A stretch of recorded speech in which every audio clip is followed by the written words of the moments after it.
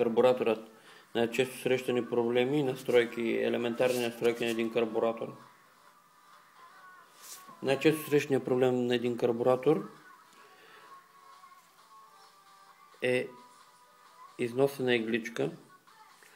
Както виждате, тази в нейния връх, който е червен, е перфектно триъгълна. Когато се износи, тук по средата на този червен остър връх се получава като едно обръче, което пропуска бензин, който бензин навлиза в карбуратора и не може да бъде спрян от игличката и естествено почва да прелива карбураторът. Подобен проблем се получава,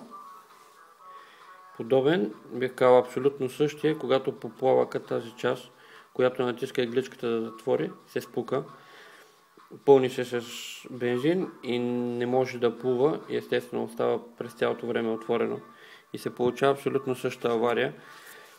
През цялото време влиза бензин, който изтича през преливника, опълни двигателя с бензин. Сега ще монтираме частите една по една.